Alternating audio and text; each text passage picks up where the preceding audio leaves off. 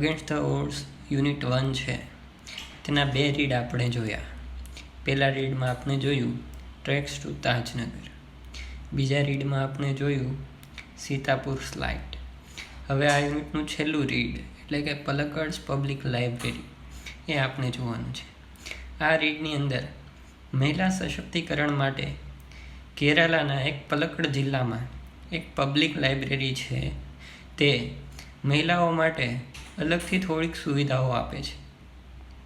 ચાલો સૌપ્રથમ જોઈ લઈએ કે ભારતના નકશામાં કેરાલાની પલક્કડ ડિસ્ટ્રિક્ટ લાઇબ્રેરી ક્યાં છે. જો મિત્રો, ઇન્ડિયાનો મેપ છે જેમાં કેરાલામાં આપણે ઝૂમ કરીએ તો આપણને જોવા મળશે પલક્કડ પબ્લિક લાઇબ્રેરી. પલક્કડ જિલ્લાની મધ્યમાં જ આવેલી છે. આ પલક્કડ પબ્લિક લાઇબ્રેરી છે તેણે મહિલાઓ માટે ઘણા કાર્યો કર્યા. મહિલાઓને અલગથી વાંચવાની તક મળે એટલા માટે અલગથી સ્પેસ એટલે કે જગ્યા આપી. મહિલાઓ માટે વિવિધ વર્કશોપ્સનું આયોજન કર્યું. મહિલાઓના સશક્તિકરણ માટે વિવિધ વર્ગો, ક્લબ, ફેસિલિટી તેઓએ આપી. ચાલો યુનિટ દ્વારા જ આપણે જાણવાનો પ્રયત્ન કરીએ કે પલક્કડ પબ્લિક લાઇબ્રેરીએ મહિલાઓ માટે શું કર્યું. In Kerala, the Palakkad District Public Library has been up and running since September 2013. It is a fine modern library, a center for information, knowledge, wisdom, cultural activities, research and reference. In Kerala, એટલે કે કેરળમાં, the Palakkad District Public Library, આ લાઇબ્રેરીનું નામ છે The Palakkad District Public Library has been up નો અર્થ થાય છે ચાલુ થઈ, and running અને ચાલે છે since September 2013 એટલે કે સપ્ટેમ્બર મહિનાના 2013ની સાલમાં કેરળમાં પલક્કડ ડિસ્ટ્રિક્ટ પબ્લિક લાઇબ્રેરી શરૂ થઈ. It is a fine modern library. Fine એટલે સારી, મોડર્ન એટલે આધુનિક. લાઇબ્રેરી એટલે વાંચનાલય. અ સેન્ટર એટલે કેન્દ્ર.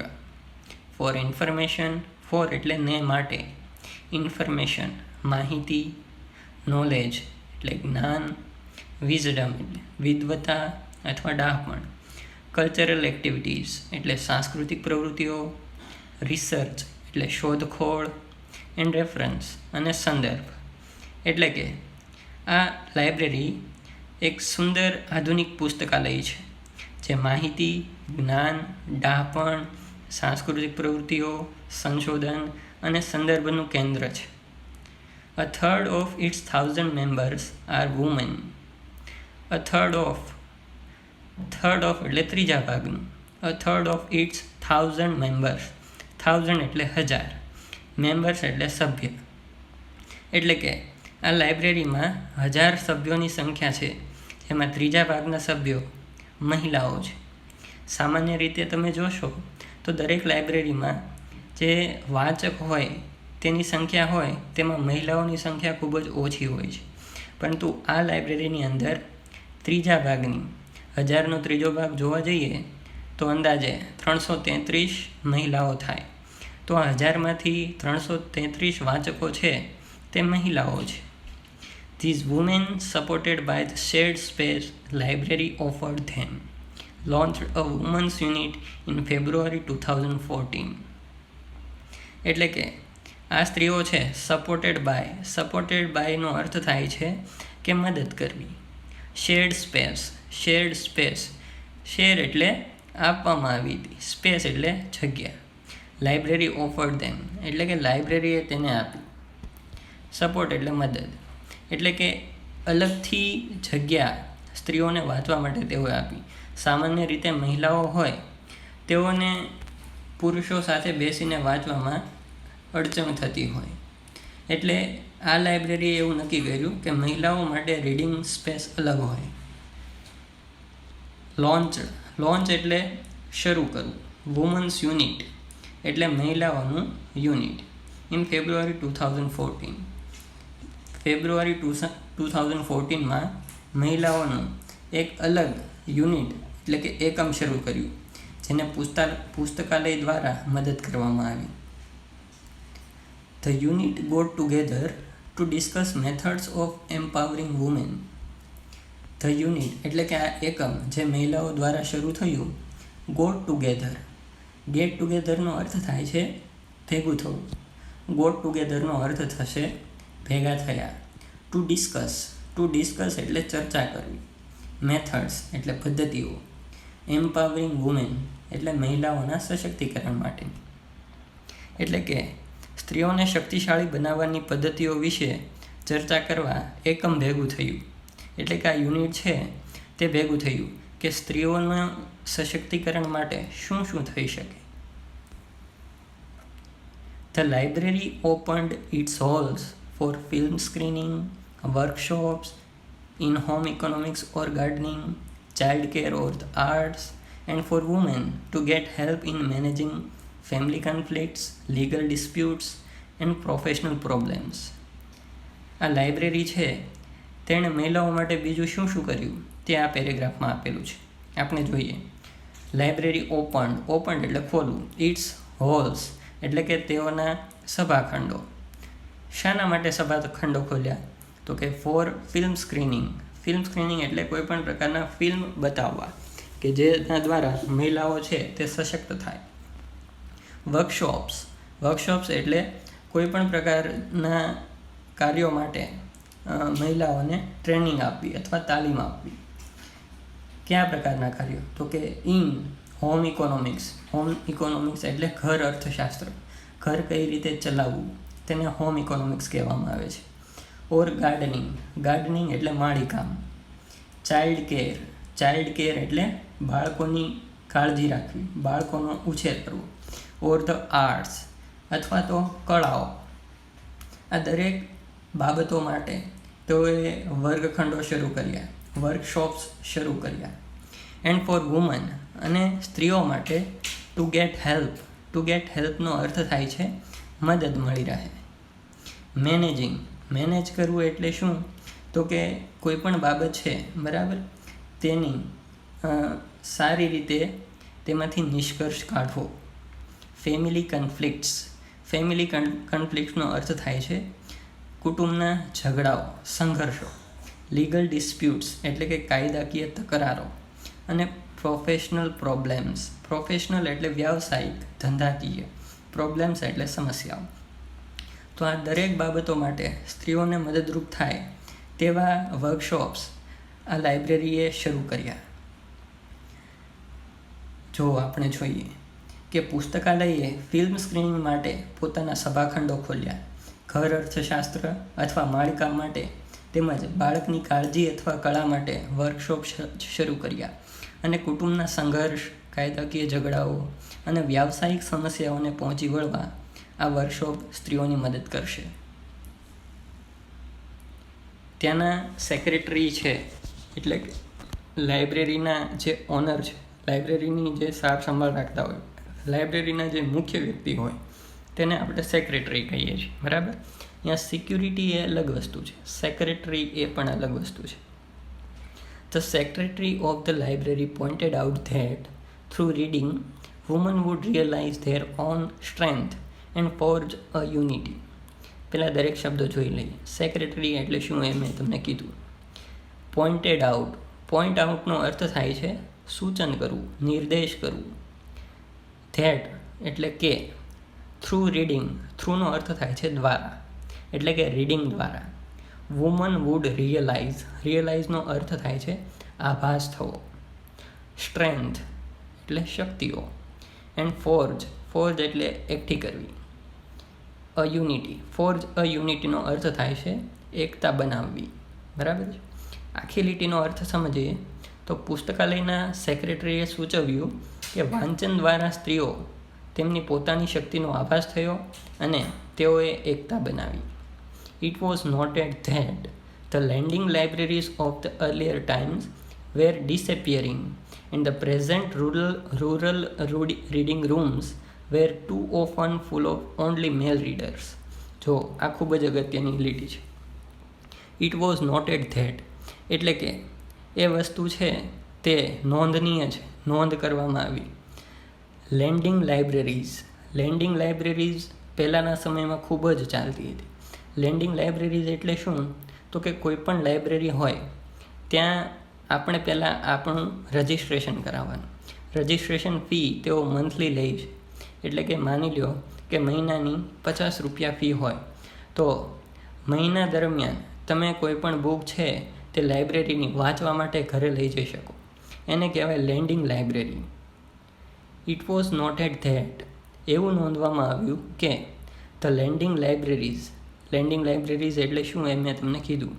અર્લિયર ટાઈમ્સ એટલે પહેલાંના સમયની. વેર ડિસેપિયરિંગ એટલે કે અદૃશ્ય થવા લાગી હતી. અદૃશ્ય થવા લાગી હતીનો અર્થ છે કે બંધ થવા લાગી હતી. And the present rural reading room. Present એટલે અત્યારના, હાલના. રૂરલ એટલે ગ્રામીણ. રીડિંગ રૂમ એટલે વાંચન કક્ષ. Were too often full of male readers એટલે કે હાલમાં વાંચવા માટેના જે વાંચન કક્ષો છે ગામડાઓમાં તેઓ મોટે ભાગે પુરુષ વાંચકોથી ભરાયેલા છે. ફૂલ ઓફ ઓનલી મેલ રીડર્સનો અર્થ થાય છે કે માત્ર પુરુષો જ તેમાં બેઠા હોય. હવે કોઈ પણ વાંચન કક્ષ છે તેમાં ઘણા બધા પુરુષો બેઠા હોય તો સ્વાભાવિક છે કે બહેનો અથવા તો મહિલાઓ ત્યાં જતાં અચકાય. બરાબર છે. તો સ્ત્રીઓએ એવું કંઈક કરવું પડે એમ હતું કે જેનાથી ગ્રામીણ યુવતીઓ છે, મહિલાઓ છે, તેઓ વાંચી શકે. The unit discussed that. Discuss એટલે ચર્ચા કરવી. ધ યુનિટ ડિસ્કસ્ડ ધેટ યુનિટે એવી ચર્ચા કરી, આ એકમે એવી ચર્ચા કરી. ઇફ જો ધ વન્સ વેલ રીડ એટલે સુશિક્ષિત એટલે કે સારું ભણેલી અથવા સારું વાંચેલી. વેલ રીડ વુમન ઓફ કેરાલા એટલે કે કેરાલાની સુશિક્ષિત મહિલા. કન્ટિન્યુ એટલે ચાલુ રાખવું. ટુ સ્ક્વેન્ડર એટલે બગાડવાનું. ટુ સ્ક્વેન્ડરનો અર્થ થાય છે બગાડવું. ધેર અવર્સ એટલે તેઓની કલાકો. In front of television. In front ઓફનો અર્થ થાય છે ની સામે. ઇટ વુડ એન્કરેજનો અર્થ થશે પ્રોત્સાહન આપવું. અ ક્લાઇમેટનો અર્થ છે વાતાવરણ. ઇન વિચ જેમાં. વુમન આર અફ્રેડ એટલે ભયભીત થવું, ડરવું. ટુ ગો આઉટનો અર્થ થાય બહાર જવાનું. આફ્ટર ડાર્ક એટલે કે અંધારામાં. ચાલો જોઈએ આખી લીટી છે એ શું કહેવા માગે છે. એકમે એવી ચર્ચા કરી કે જો એક વખત કેરાલાની સારું વાંચન કરતી સ્ત્રીઓ એટલે કે સુશિક્ષિત સ્ત્રીઓ પોતાની કલાકો ટીવી સામે બેસીને વેડફવાનું ચાલુ રાખશે તો એ એક એવા વાતાવરણને પ્રોત્સાહન આપશે કે જેમાં સ્ત્રીઓ અંધારામાં બહાર જતાં ડરતી હોય. સો ધ યુનિટ હેઝ ફોર્મ્યુલેટ એટલે બનાવવું, રચવું. યુનિટ હેઝ ફોર્મ્યુલેટેડ પ્લાન્સનો અર્થ થાય છે યુક્તિ, યોજના. ઓન ઓપન કરવું એટલે ખોલવું અથવા શરૂ કરવું. ઓન ઓપનિંગ સેપરેટ એટલે અલગ. રીડિંગ રૂમ ફોર વુમન એટલે યુનિટ હતો આ સ્ત્રીઓનો જે એકમ હતો, બરાબર. તેઓએ એવી યુક્તિ તૈયાર કરી કે મહિલાઓ માટે અલગથી વાંચન કક્ષ બને. તેથી એકમો સ્ત્રીઓ માટે અલગ રૂમો ખોલવાની યોજના બનાવે છે. એટલે કે પલક્કડ પબ્લિક લાઇબ્રેરીમાં જે એક એકમ તૈયાર થયું છે, એક યુનિટ તૈયાર થયું છે સ્ત્રીઓનું, તેઓએ માત્ર પોતાના માટે વિચાર ન કર્યો, પણ જે ગ્રામ્ય કક્ષાએ જે સ્ત્રીઓ છે, જે સુશિક્ષિત સ્ત્રીઓ છે, તેઓ પોતાના ફ્રી સમયમાં વાંચી શકે એટલા માટે તેઓને ગ્રામ્ય કક્ષાએ રીડિંગ રૂમ મળી રહે એ માટેના વિચારો, યુક્તિઓ તેઓએ વિચારવા લાગી. Palakad's district library stands tall as a beacon to encourage women's empowerment through classes, clubs, workshops and reading rooms. Palakkad district library stands tall એટલે ઊંચે ઊભું રહેવું. એઝ અ બેકન એટલે કે મશાલ તરીકે.